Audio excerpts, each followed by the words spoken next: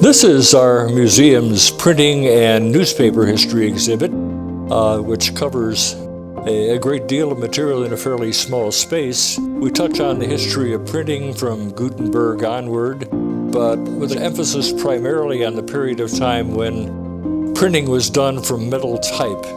And we have quite a collection of the tools that were used to create everything from brochures and letterheads to full-size newspapers. A great deal of the exhibit is devoted to the history of newspapers in Kankakee County. The first newspaper, the Kankakee Gazette, was printed in the open air under an oak tree at Court and Schuyler in 1853 because the newspaper office had not been built yet. Since then, it's gone on continuously. There's been one or more newspapers in Kankakee County up till the present day. At times, there were as many as 4 weekly newspapers competing with each other. But in 1903, the Kankakee Republican became the strongest newspaper. Eventually, it merged with the Kankakee News.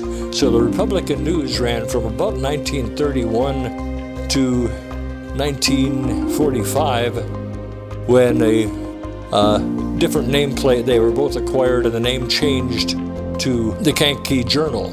And of course, by that time, it was a daily newspaper and was operated out of a several-story building at Oak Street and Schuyler Avenue. In the 1950s, they built a more extensive building at Dearborn and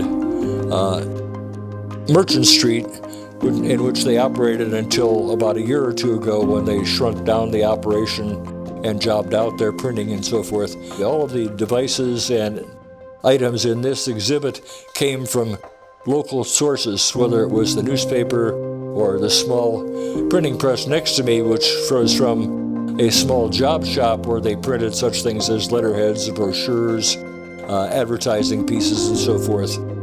The big item behind that is a liner type. When I worked at the Journal back in the 60s, there were about 40 of those in a huge room setting metal type that would then be locked up in page forms and eventually used to print the newspaper. I believe that this is one of the more interesting exhibits, and I hope that if you're visiting the museum, you would come in and spend some time here learning about how printing was done and how newspapers were created.